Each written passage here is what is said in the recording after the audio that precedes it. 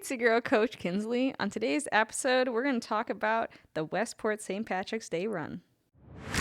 Welcome to 15-Minute Fitness Fix with Coach Kinsley. I'm producer Mike, senior editor for the podcast, and a former client of Coach Kinsley's who benefited from every rep until I heard 3, 2, 1, let's go!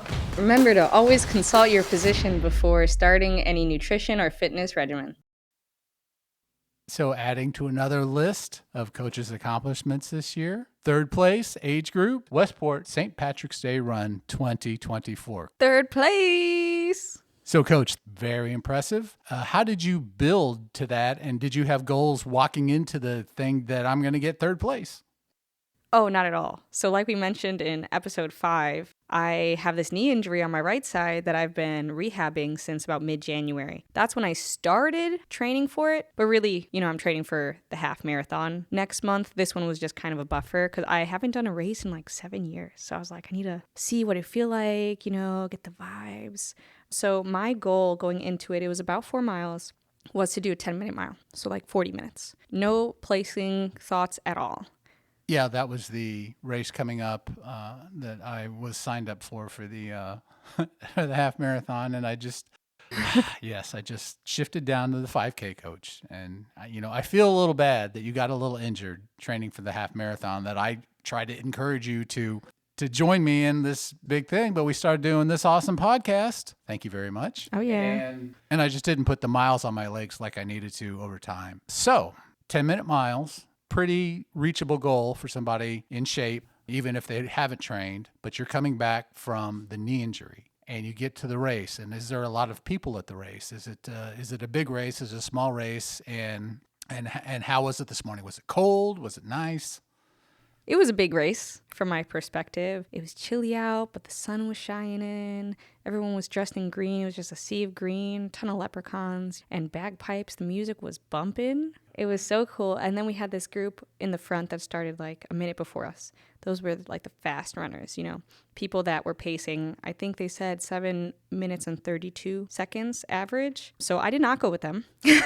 I kind of went in the middle of the other group that would start a minute later. I was there with 2 of my friends that were running with me. One of my friends, Trent, we had the same goal, 10-minute mile. So I was like, all right, we're going to pace with each other. That was not the case. Not even half a mile in, I was like, I'm feeling like I could pick it up a little bit.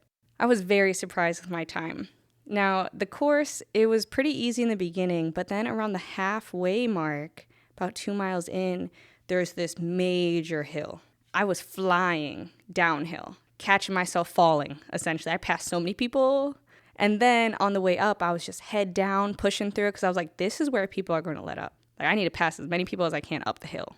And that's when I passed Trent. He was coming down. I was going up, gave each other a little high five. And I was like, I can keep going. We got this, And a lot of people at the top of the hill started walking. And that's where I was like, okay, I'm gassed, but if I could just keep going and recover while moving faster, I'll be fine. That was a big goal for me since I was working through this knee injury, is just not stopping. 10-minute mile, not stopping. And maybe half a mile after that hill, I was like, okay, I feel recovered. Like my heart rate is more normal. My breathing is controlled. And then they had a nice water stop. I had the smart idea of grabbing it while running and trying to drink while running. So I didn't drink any water, but I tried. It really just ended up on my shirt. It was just a face splash kind of thing where you kind of went, okay, and just kept going. Right. It was a good idea. Yeah, it's a great idea. Like, hydrate or dihydrate. That's what they say, right? I think that's what you say, Coach. So I keep going, keeping that pace, trying to keep my core engaged, good posture, and think good thoughts. I make it to the finish line, and boom, third place. I got there in a little over 32 minutes. That is amazing. That's just right at 8 miles. And that is a great pace for the first time in years you ran it, and you came from a knee injury. How was your knee?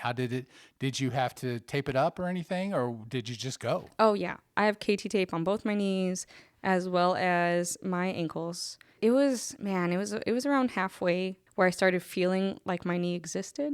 Like, it wasn't pain, but I was like, ooh, I can tell you're there.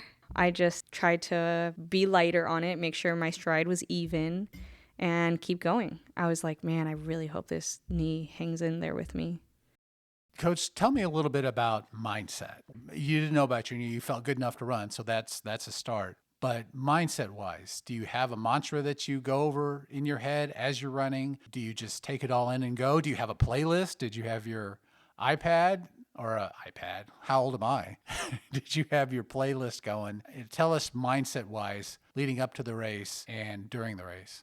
So leading up to the race, I did not do much training, which I do not suggest for everyone out there. But keep in mind, I weightlift and coach other people for 5 to 12 hours a day. So I definitely know my body can handle sustained exercise, even though I hadn't run even 1 mile since January. I'm still trying to figure that out because I was at the turkey trot and struggled up the big hill, which was, for us, it was at the start. And then after that, I was able to, after kind of walking and probably somebody like Coach passing me, I kept going, although I did finish pretty well for my age class. That was something for me, thinking about mindset and not running, but setting that goal to finish. That requires, in my point of view, it requires somebody that's pretty strong-willed. Is that the right word? Or is it more just that's just kind of how you've always been? You set a goal and you achieve it, or you set a goal and you attain it. That's just what you were going to do.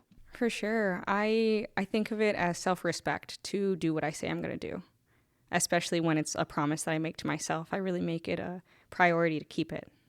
And that's also why I'm particular about what promises I make to myself, because I'm going to do it. So that was definitely the mindset. I was like finishing, and I felt like I set a realistic goal. And in the beginning, because it was my first race after many years, I had the nervous jitters going. I was excited, I was nervous, and I think that helped me, pick up the pace a little bit. And then the mindset along the way, I was really just having fun in the beginning. There was literally at one point I was like boing, boing, boing, just bouncing around, just frolicking, look at the trees, It was sunny. Yeah, such good weather. So it was really towards the last mile and the last half where I got into the mindset of push it, finish, and finish as soon as you can. I didn't have the mindset of I need to pass this person or this person. No, not at all. I was like, stay the course, stay the pace, and even consider picking it up. Towards that last half, I really tried picking it up.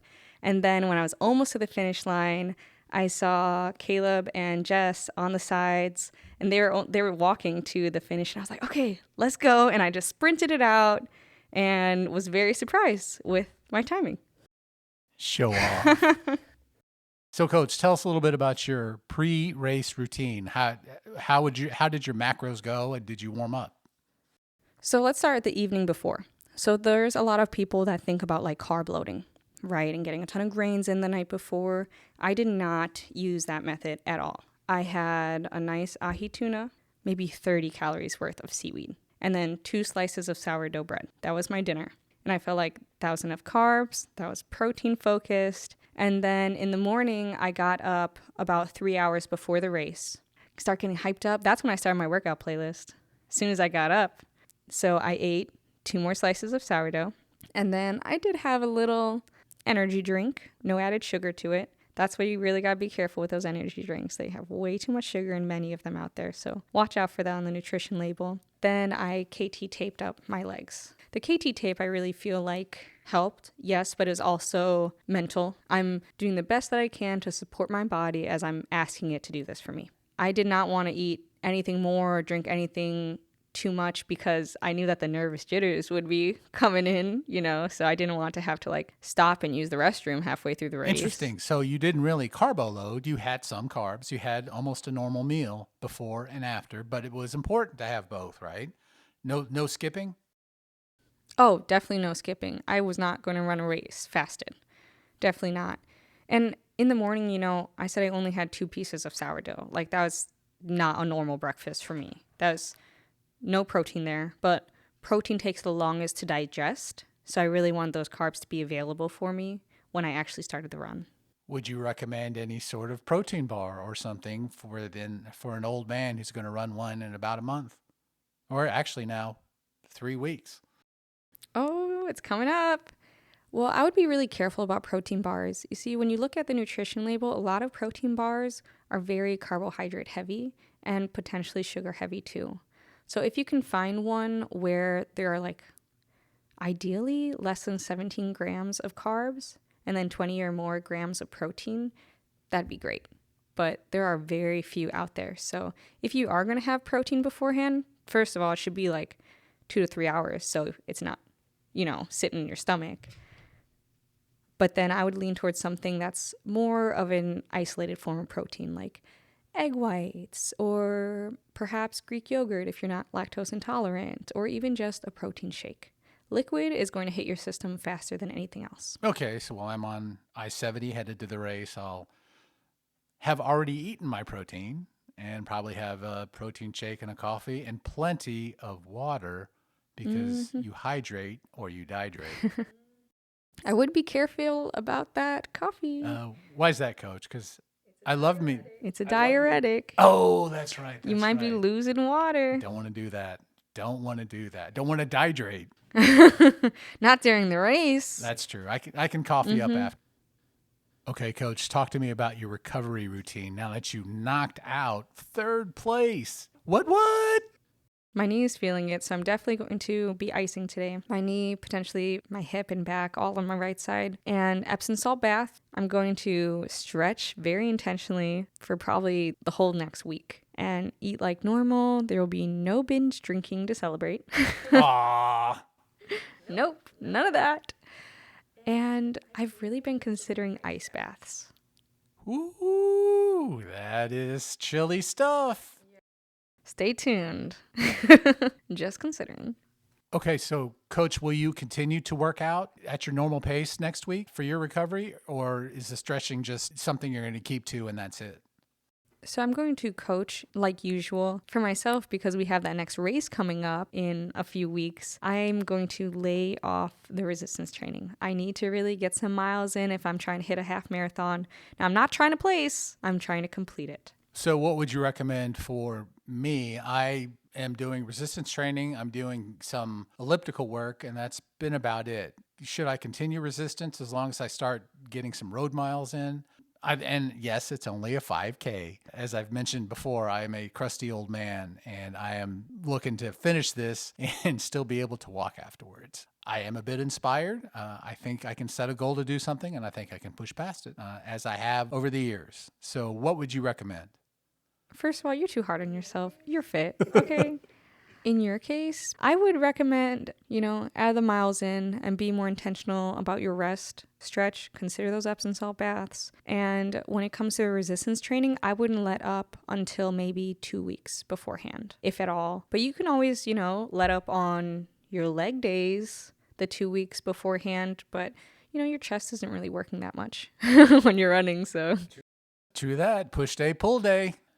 So during the race, felt good, listen to your body, and push past your 10-minute mile. Or you didn't even really know your time, or did you know your time?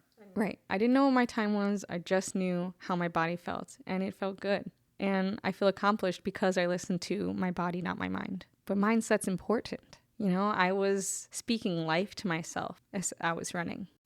What did you say to yourself? So you go, girl, work it. And then I told myself to smile because smiling releases happy endorphins. And so does running. And I told myself I'm light, left, right, left, right. Okay, Coach, give us the highlights of your 3rd place finish in the Westport St. Patrick's Day run. Be intentional and set realistic goals for yourself, like my 10-minute mile and finishing. Finishing is a goal, and you can accomplish that and potentially overachieve that. Perfect. Thank you so much for joining us today on 15-Minute Fitness Fix with Coach Kinsley. The fun doesn't need to stop here. Email me at coach@coachkinsley.com. You can check out my webpage, coachkinsley.com, and also find me on Instagram at, you guessed it, Coach Kinsley. You're a girl. See you next week. Boom.